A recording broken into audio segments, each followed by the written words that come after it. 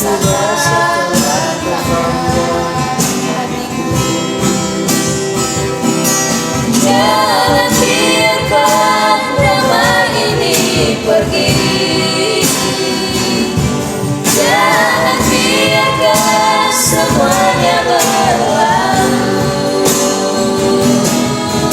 Hanya padamu Tuhan tempatku berteduh dari semua kepalsuan dunia.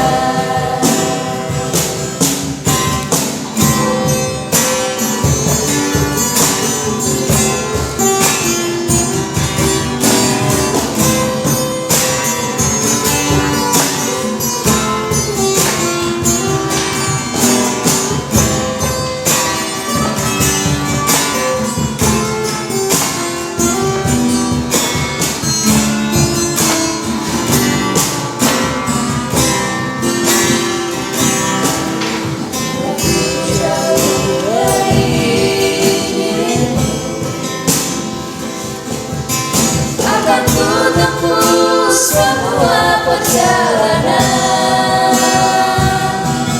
akan selalu ada dekatmu yang ku rasakan dunia. Jangan biarkan damai ini pergi. Jangan biarkan semuanya berlalu. Hanya padamu Tuhan tempatku berteduh dari semua kepalsuan dunia. Hanya padamu Tuhan tempatku berteduh dari semua kepalsuan, dari semua kepalsuan.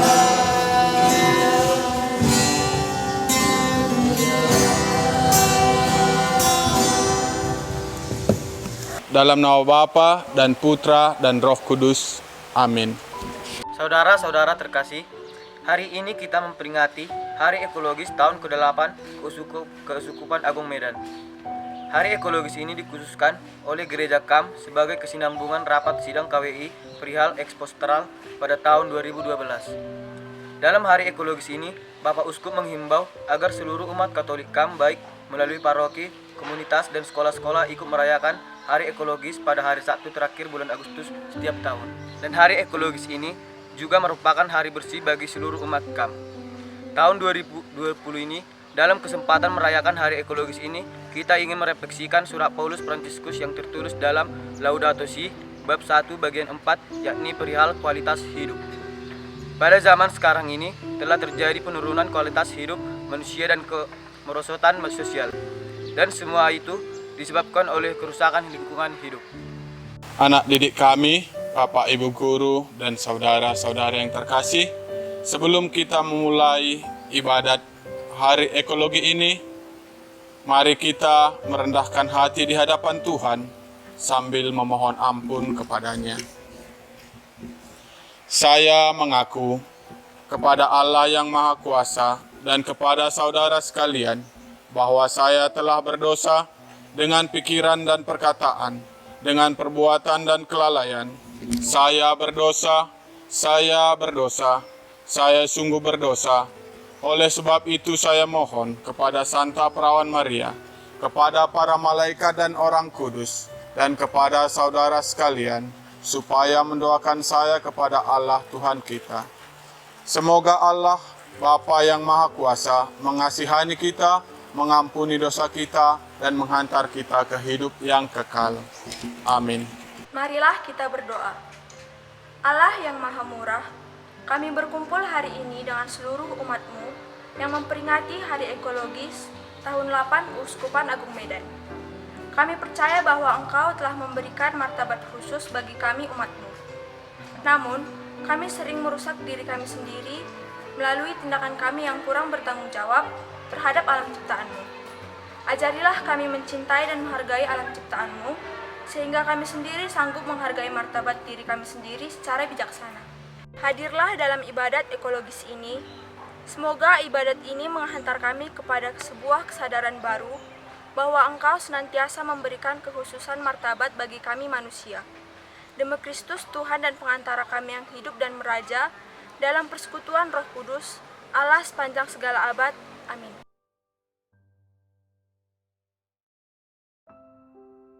Selain itu, pengaruh media massa dan dunia digital yang hadir di mana-mana dapat menghalangi orang untuk belajar hidup dengan kebijaksanaan, untuk berpikir secara mendalam, untuk mencintai dengan murah hati bagi tokoh-tokoh amat bijak dari masa lampau.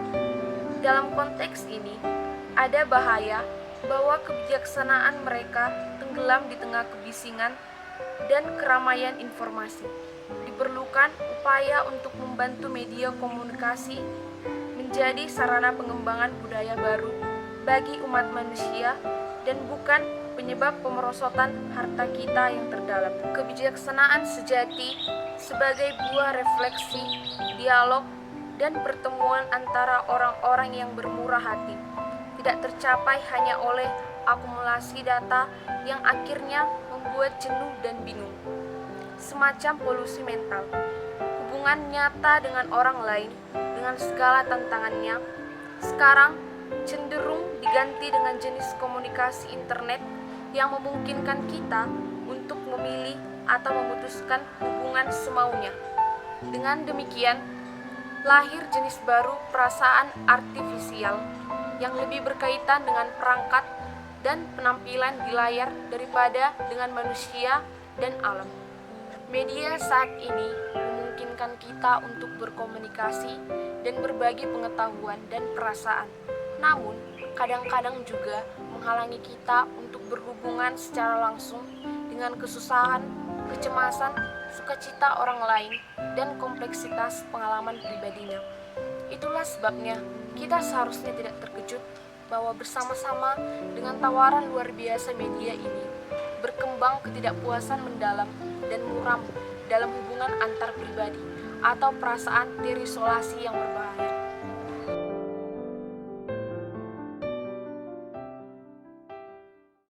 Baca Injil kita diambil dari Matius 7 ayat 24 sampai 27.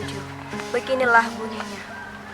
Setiap orang yang mendengar perkataanku ini dan melakukannya, ia sama dengan orang yang bijaksana yang mendirikan rumahnya di atas batu. Kemudian turunlah hujan dan datanglah banjir.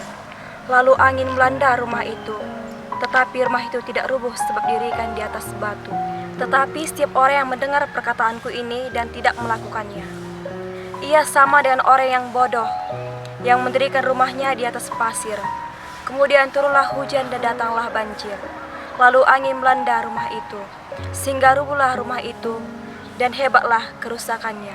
Demikianlah sabda Tuhan.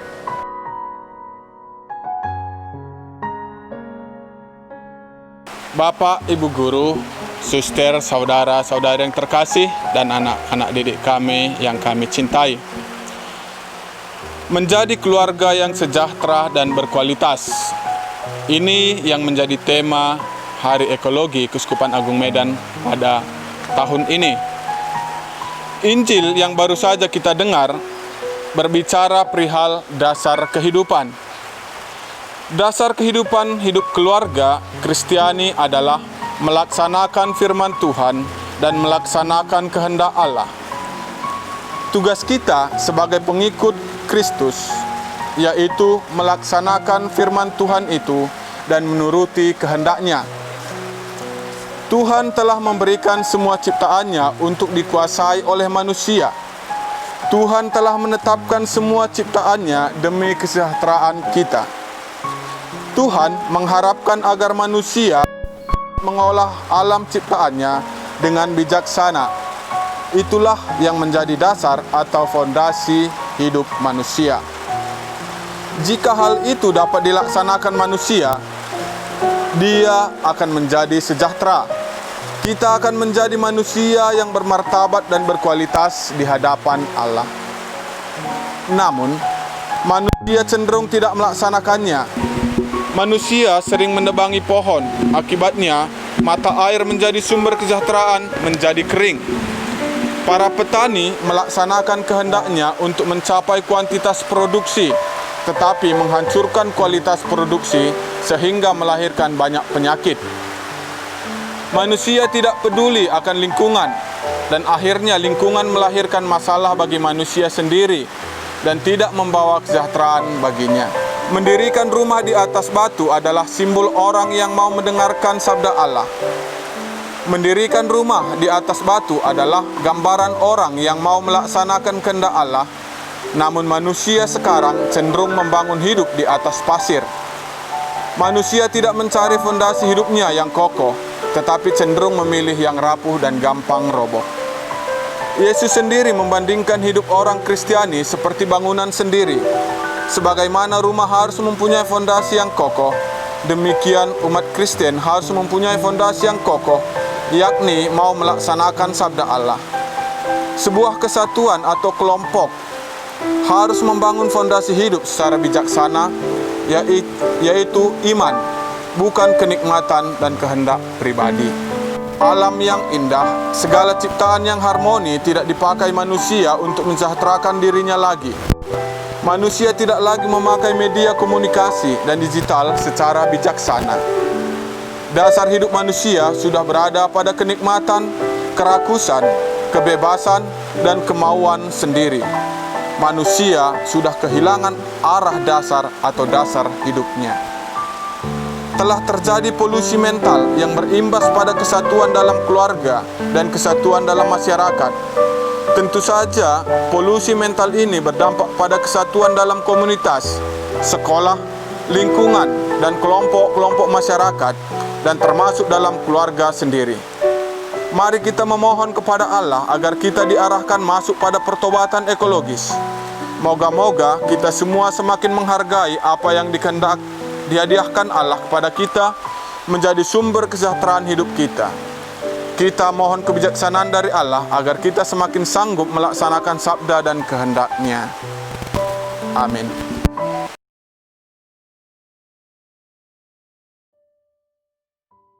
Saudara-saudari, Bapak, Ibu guru, suster, dan anak-anak yang kami kasihi, setelah disegarkan oleh sabda Allah dan renungan yang diberikan oleh Keuskupan Agung Medan, mari kita menyampaikan doa-doa permohonan kita.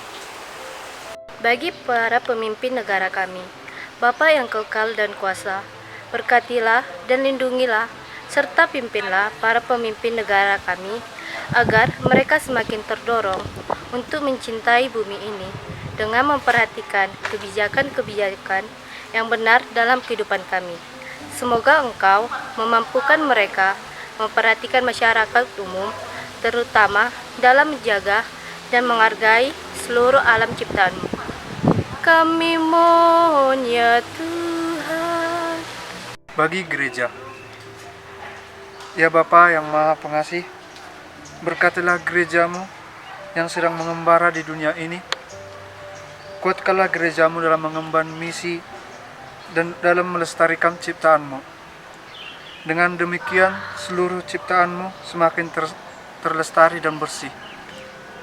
Dan jadikanlah gereja-Mu semakin peduli akan pentingnya kebersihan dan alam ciptaan-Mu sebagai kesejahteraan kami. Kami mohon ya Tuhan. Bagi kita di sini, ya Bapa, bimbinglah kami agar semakin bijaksana dalam melakukan firman-Mu, terutama menanamkan sikap cinta dan seluruh atas ciptaan-Mu. Curahkanlah Roh Kudus-Mu untuk menyadari kami akan nilai-nilai yang bermanfaat untuk firman-Mu. Kami mohon ya Tuhan. Marilah kita hening sejenak, kita sampaikan doa-doa permohonan kita masing-masing di dalam hati kita. Dan kita satukan segala doa dan permohonan kita dengan doa yang diajarkan Kristus kepada kita. Bapa kami yang ada di surga, dimuliakanlah nama-Mu. Datanglah kerajaan-Mu, jadilah kehendak-Mu di atas bumi seperti di dalam surga. Berilah kami rezeki pada hari ini, dan ampunilah kesalahan kami, seperti kami pun mengampuni yang bersalah kepada kami. Dan janganlah masukkan kami ke dalam pencobaan, tetapi bebaskanlah kami dari yang jahat. Amin.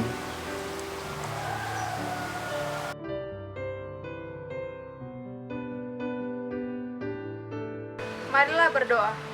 Allah yang Maha Pengasih, kami bersyukur kepadamu karena Engkau memberikan kesempatan bagi kami untuk melihat alam ciptaan-Mu yang indah ini.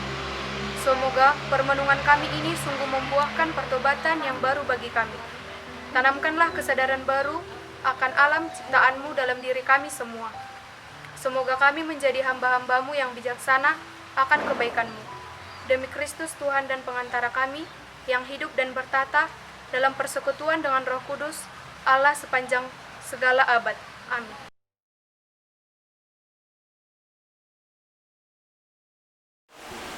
Dengan demikian, ibadat ekologi tahun 2020 ini telah selesai. Dalam nama Bapa dan Putra dan Roh Kudus. Amin.